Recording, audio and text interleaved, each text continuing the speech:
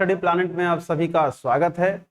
जैसा कि आप लोगों ने पिछले क्लास में पढ़ रखा था कि कोरल रीफ्स के बारे में हम लोगों ने पढ़ाई कर रखा है और कोरल रीफ्स क्या होते हैं, पूरा मरीन लाइफ में उनका क्या इंपॉर्टेंस है और टोटली पूरा दुनिया में मरीन लाइफ की क्या स्थिति है, इसके बारे में हम लोगों ने चर्चा किया है।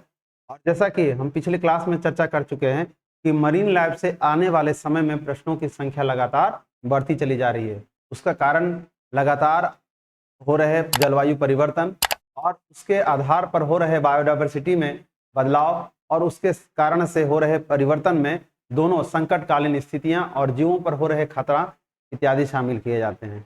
अगर संपूर्ण विश्व में देखें तो एक आंकड़ों के अनुसार लगभग विश्व की 25% से अधिक मरीन सभी बायोडायवर्सिटी का जीवन केवल अकेले कोरल्स है ना, प्रवाल जिसको हम लोग कहते हैं, इन जीवों के विकास पर ही निर्भर होता है।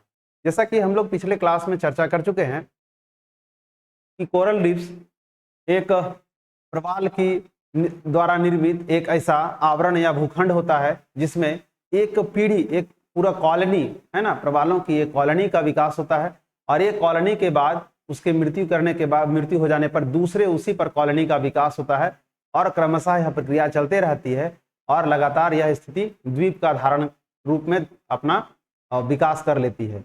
और वही द्वीप पूरी दुनिया में अलग अलग क्षेत्रों में सामान्य रूप से पाए जाते हैं। अगर सामान्य तौर पर देखें तो प्रवालों के इस द्वीप का जो है विकास लगभग उत्तरी और दक्षिणी दोनों गोलार्धों में लगभग 30 डिग्री नॉर्थ और 30 डिग्री साउथ उष्णकटिबंधीय संपूर्ण क्षेत्रों में विस्तारित रूप में पाया जाता है। स्पेशली प्रशांत महासागर है ना, स्पेशली प्रशांत महासागर का ईस्टर्न और वेस्टर्न दोनों प्रदेशों में, यानी उत्तरी और दक्षिणी, खास करके पश्चिमी का दक्षिणी और उत्तरी, इन दोनों प्रदेशों में सामान्य रूप से प्रवालों की संख्या का सर्वाधिक विकास पाया जाता है। इसी में से अगर हम बात करें ग्रेट बैरियर रीफ की, तो दुनिया के सबसे महान प्रवाल क्षेत्र में गिना जाता है। यह ऑस्ट्रेलिया के पूर्वी तट पर स्थित है। इसके साथ साथ अगर हम उत्तरी पश्चिमी की बात करें तो फ्लोरिडा तट, उसी तरह से कैरिबियाई क्षेत्र की बात करें या फिर हम दक्षिणी हिंद महासागर के उत्तरी पूर्वी और स्पेशली पूर्वी के क्षेत्रों में जितने सारे द्वीप हैं उनमें ये सामान्य रूप से पाया जाता है। इसके अलावे भारत के तटवर्ती सभी द्वीप जैसे मालदीव, दादर नगर हवेली, लक्षद्वीप, अंडमान निकोबार द्वीप, ये सभी द्वीप, खास उसमें से शामिल मन्नार का क्षेत्र, मन्नार बेसिन का क्षेत्र, ये सभी प्रवालों के क्षेत्र के रूप में गिनती किए जाते हैं। संपूर्ण दुनिया के सामान्य रूप से इन प्रवालों की 3 प्रजातियां विकसित होती हैं, जिसको हम लोगों ने पिछले बार पढ़ा है, जिसे अलग अलग नामों से, जैसे पहला जिसको तटीय प्रवाल भित्ति या विंजिंग रीफ के नाम से जाना जाता है, दूसरा प्रवाल भित्ति जिसको हम लोग अवरोधक या तो बैरियर रीफ के नाम से जानते हैं, और तीसरी प्रवाल भित्ति जिसके हम लोग एटॉल के नाम से जाना जाता है या वलय के नाम से जाना जाता है।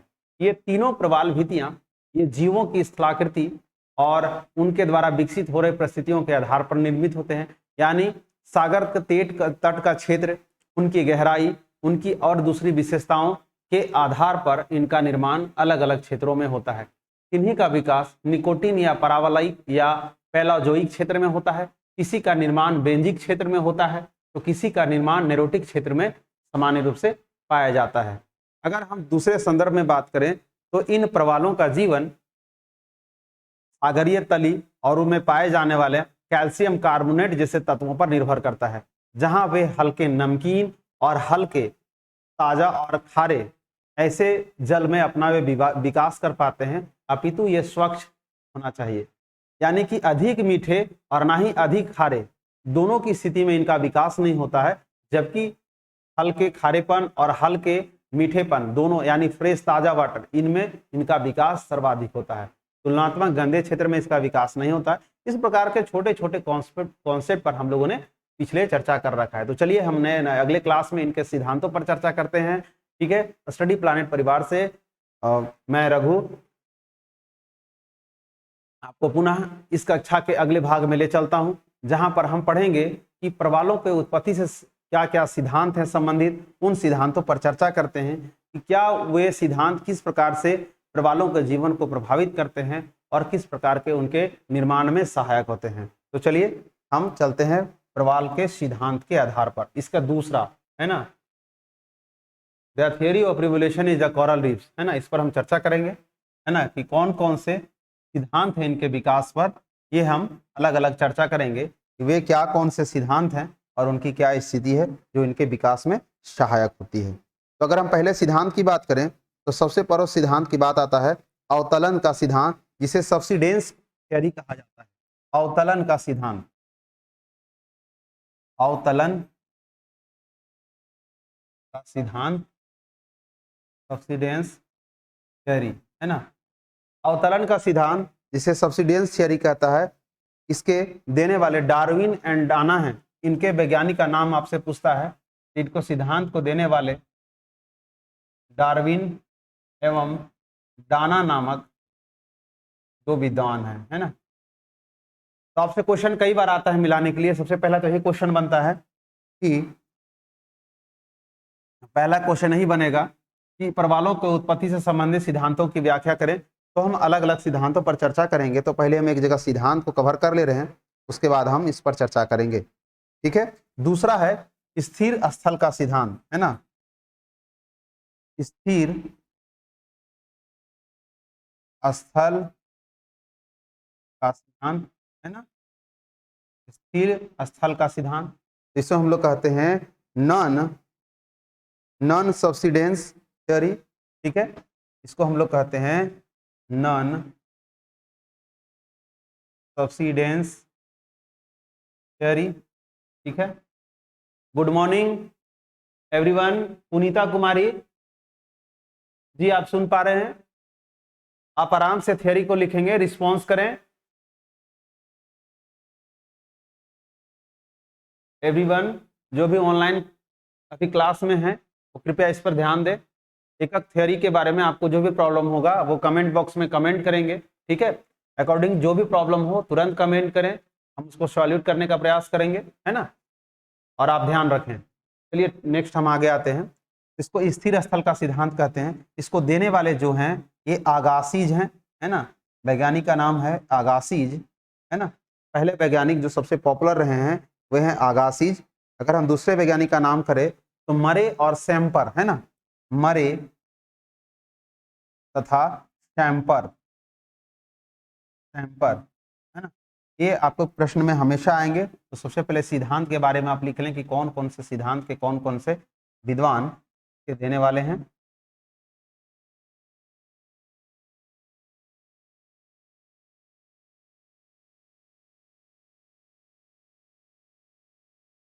तीसरा, ये दो महत्वपूर्ण सिद्धांत हुआ। तीसरा सिद्धांत की बात करें तो होता है अंतः सागरीय चबूतरा सिद्धांत। अंतः सागरीय चबूतरा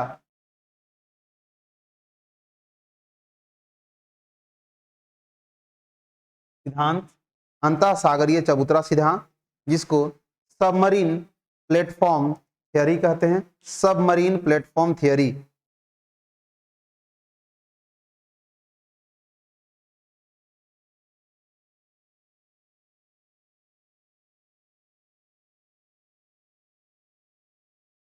सबमरीन थियरी या submarine platform theory, platform theory,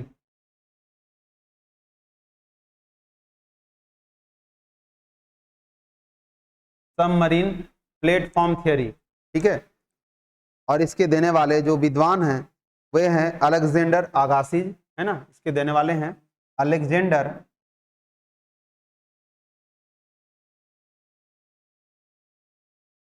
आगासीज, ठीक है। नेक्स्ट सिद्धांत के बारे में हम चर्चा करें।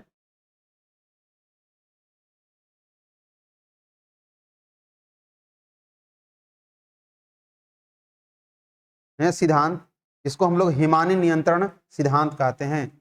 हिमानी नियंत्रण सिद्धांत, हिमानी नियंत्रण सिद्धांत, इसको देने वाले हैं डेली महोदय, को देने वाले हैं डेली, है ना। नेक्स्ट, यानी ग्लेशियर कंट्रोल थियरी, है ना, ग्लेशियल कंट्रोल थियरी,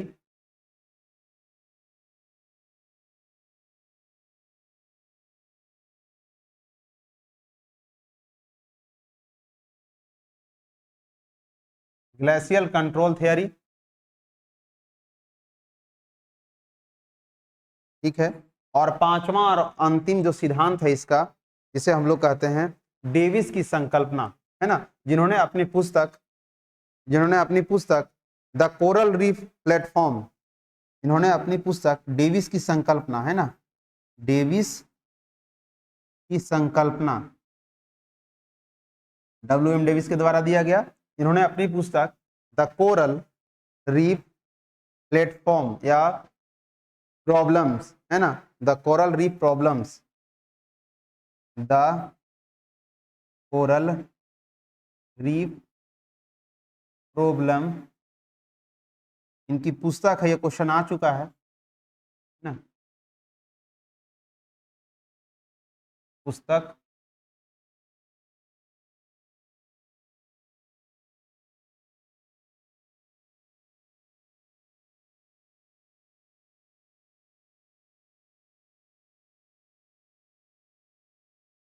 इसको देने वाले हैं WM डेविस,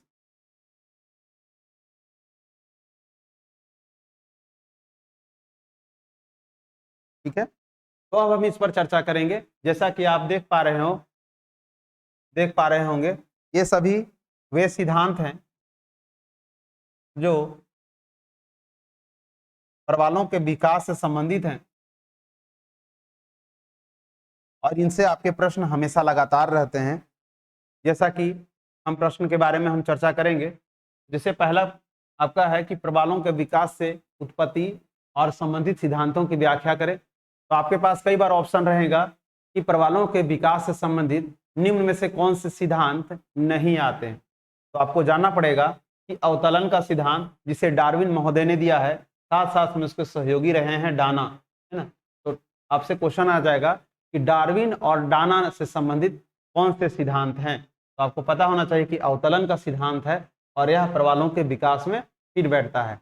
इसमें इस सिद्धांत के अनुसार डार्विन महोदय और डाना महोदय ने यह समझाने का प्रयास किया कि किसी भी सामुद्रिक तटीय क्षेत्र का अगर अवतलन हो जाए या उनका सामान्य परिवेश से दूसरे परिवेश में बदलाव हो जाए, जो कई कारकों के परिणाम हो सकते हैं, और इस अवतरण के मुख्य कारण सागर तटीय में होने वाला बदलाव या परिवर्तन के लिए जिम्मेदार इंडोजेनेटिक फोर्सेस और आइसोजेनेटिक फोर्सेस होंगे। मैंने कहा endogenetic forces and isogenetic forces, यानी कि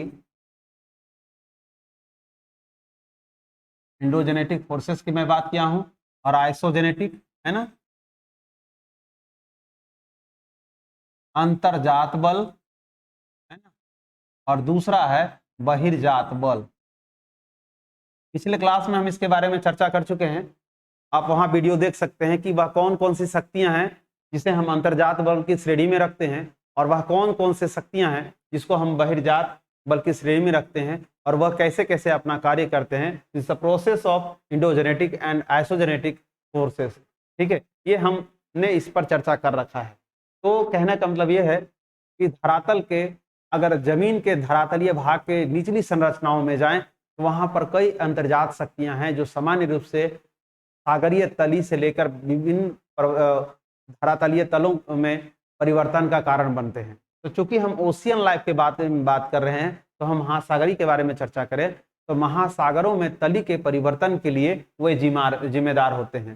हालांकि जो आइसोजेनेटिक फोर्सेस भी हैं, कई बार इनके कारण भी अवतलन के दूसरे कार्य प्रभावित होते हैं, जिसे हम अनेक रूपों में जानते हैं। अगर हम सामान्य रूप से इंडोजेनेटिक फोर्सेस बात करें तो इंडोजेनेटिक फोर्सेस के कारण से होने वाला सागरीय तली के अंदर प्लेटों में विवर्तन की समस्या, भ्रंशन की समस्या, या फिर प्लेटों में विमोचन या संपीड़न की समस्याएं, बहुत सारे डिस्प्यूट डेवलप होते हैं, जिसके कारण से समुद्र तली का कई बार अवतलन हो जाता है, और उस अवतलन सागरीय तली के छिछला कारण होने के कारण से वह एक प्रवालों के जीवन के लिए बेहतर अवकाश उपलब्ध कराता है। अगर उन क्षेत्रों में बात करें तो यह अगर स्थिति 30 डिग्री साउथ से लेकर 30 डिग्री नॉर्थ के बीच में अगर स्थापित हो तो वह सबसे सुयोग्य और सबसे सुरक्षित क्षेत्र होता है। लेकिन अगर 30 डिग्री के उत्तर और दक्षिणी क्षेत्र में बात करें तो तुलनात्मक उसका प्रभाव कम देखने को मिलता है। अगर बहिर्जात शक्तियों के बारे में बात करें, जैसे होने वाला है ना वायु राशियों का प्रभाव सागरीय तटों पर, या फिर ज्वार भाटा या सुनामी जैसे महत्वपूर्ण बहिर्जात शक्तियां जो अपना कार्य करती हैं, या फिर सागरीय तरंगे, वो कई बार प्रवालों के विकास को प्रभावित करती हैं। अगर यहाँ जिन क्षेत्रों में इनका प्रभाव बहुत ज्यादा होता है वहां तुलनात्मक क्या होता है, प्रवालों का विकास कम हो पाता है। लेकिन जहां संतुलन की स्थिति रहती है तो वहां पर लगातार सागरीय जल स्वच्छ बने रहते हैं। यही कारण है कि वहां ना अधिक खारापन हो पाता है और अधिक ना ही वहां जल में मीठेपन की सांद्रता उपलब्ध हो पाती है। यही कारण है कि साफ, सुरक्षित और ताजा जल, फ्रेश एंड क्लीन वाटर होने के कारण प्रवालों का विकास संभव हो पाता है। इसी थ्योरी को, अवतलन के थ्योरी सिद्धांत को डार्विन और डाना महोदय ने समझाने का प्रयास किया है। मैं आपको शॉर्ट फॉर्म में ये बता रहा हूँ। हालांकि अवतलन का सिद्धांत अगले टॉपिक में हम चर्चा करेंगे, जहां पर इसको हम लोग स्पेशल पढ़ते हैं कि डार्विन और डाना की ये सिद्धांत की क्या क्या व्याख्याएं हैं। तो मैं शॉर्ट में क्या समझाया, एक चीज कि महासागर में तली या महासागरों के तलियों में लगातार इंडोजेनेटिक और आइसोजेनेटिक कारणों के कारण से लगातार अवतलन या अवतरण की स्थिति होती रहती है। यही कारण है कि वहां पर प्रवालों के जीवन को, उनके प्रभाव उत्पन्न करते हैं या उनके जीवन को पूरी तरह से प्रभावित करते हैं। तो ये महत्वपूर्ण हो गया। अगर हम दूसरा देखें, स्थिर स्थल का सिद्धांत, ठीक है, जिसको हम लोग नॉन सब्सिडेंस थ्योरी के नाम से जाना जाता है, ठीक है, जिसको देने वाले हैं अगासिज महोदय, मरे और सैम्पर महोदय। ठीक है, तीन व्यक्ति हैं, अगासिज हैं, मरे हैं और सैम्पर हैं। ये हमेशा क्वेश्चन में आता है कि इस सिद्धांत को किसने दिया है। तो यहाँ से भी आपके एक प्रश्न हो गए कि अगासिज, मरे और सैम्पर महोदय ने दिया है स्थिर स्थल का सिद्धांत, यानी नॉन सब्सिडेंस थ्योरी। ठीक है, अब जब नॉन सब्सिडेंस थ्योरी दिया, इसके अनुसार स्थिर स्थल का सिद्धांत जिस प्रदेशों में लगातार अवतरण की क्रियाएं नहीं होती है या जिन सागर तली में लगातार असंतुलन की स्थिति नहीं होती है, तो तुलनात्मक अगर वह क्षेत्र 30 डिग्री साउथ और 30 डिग्री नॉर्थ उष्ण कटिबंधीय क्षेत्र यानी ट्रॉपिकल जोन में आते हैं, तो उन प्रदेशों में अगर छिछला सागर की उपस्थिति हो तो वैसे तटों में क्या होता है, प्रवालों का विकास सर्वाधिक सुयोग्य रूप से हो पाता है, क्योंकि यह वह क्षेत्र होता है जहां पर सूर्य के प्रकाश से लेकर दूसरे सभी चीजें सामान्य रूप में उपलब्ध होती हैं। अगर ज्वार भाटाओं के बारे में बात करें या दूसरे अन्य सागरीय लहरों की बात करें, तो छिछला सागर होने के कारण और स्थिर स्थल होने के कारण यह लगातार उस पर अपना प्रभाव उत्पन्न करती रहती है, जिसके कारण से वहां के सागरीय जल हमेशा तुलनात्मक ना खारेपन और ना ही मीठेपन बने रहते हैं, यानी कि ताजा और फ्रेश बने रहते हैं। यही कारण है कि समुद्री जीवों जैसे प्रवाल जैसे जीवों के लिए वह विकास के लिए बेहतर हो जाता है, क्योंकि सागरीय जलों में कैल्शियम कार्बोनेट जैसे तत्व इन छिछले सागरों में या तटों में सामान्य रूप में उपस्थित होते हैं, जिनके द्वारा वे अपने कवच का निर्माण करते हैं। यानी कैल्शियम कार्बोनेट की भी उपस्थिति जो होता है इन जीवों के विकास के लिए आवश्यक होता है। यही जीव जब अपने एक पीढ़ी दर पीढ़ी मृत्यु प्राप्त कर लेते हैं या उनकी मृत्यु हो जाती है, तो वह कैल्शियम या कैल्शियराइड चट्टानों में परिवर्तित हो जाते हैं, और वही चट्टान वो लगातार यही क्रमिक प्रक्रिया के बाद एक द्वीप का रूप में कन्वर्ट हो जाती है। तो ये महत्वपूर्ण है स्थिर स्थल का सिद्धांत। ठीक है, अगासिज, मरे और सैम्पर, आपको मैं शॉर्ट में बताया कि स्थिर स्थल सिद्धांत क्या होता है। ठीक है, मैं पुनः रिपीट कर रहा हूँ, स्थिर स्थल का सिद्धांत, इसको नॉन, ठीक है, सब्सिडेंस थ्योरी के नाम से जाना जाता है। इस सिद्धांत के अनुसार सागरीय तली जो स्थिर होती है वहां पर तुलनात्मक दूसरे तली की अपेक्षा सामुद्रिक जीव, प्रवाल जैसे, स्पंज जैसे दूसरे जीवों का विकास अत्यधिक सुयोग्य तरीके से होता है, क्योंकि यहाँ दूसरे जो ओशियन जो है कैपेसिटी या वेदर कहेंगे तुलनात्मक अधिक अच्छे तरीके से उपलब्ध होती है, जैसे स्वच्छ और ताजा पानी, है ना, यानी कि clean and fresh water. Number दूसरा अगर बात करें तो सामान्य रूप से उपस्थित होने वाला टेम्परेचर, है ना, वहाँ बहुत महत्वपूर्ण होता है। तापमान की उपलब्धता, एक सामान्य गहराई और उसमें पर्याप्त मात्रा में कैल्शियम कार्बोनेट और दूसरे सामुद्रिक लवण की उपस्थिति। यही कारण है कि 30 डिग्री उत्तरी और दक्षिणी के बीच मध्य अक्षांशों में इसकी उपस्थिति सामान्य तौर पर पाई जाती है, और यही कारण है कि इन्हीं क्षेत्रों में प्रवाल का विकास सर्वाधिक होता है। पुनीता कुमारी जी, अगासिज और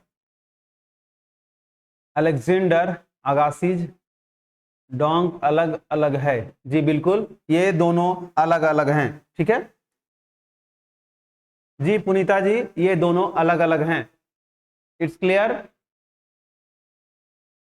रिस्पॉन्स देंगे।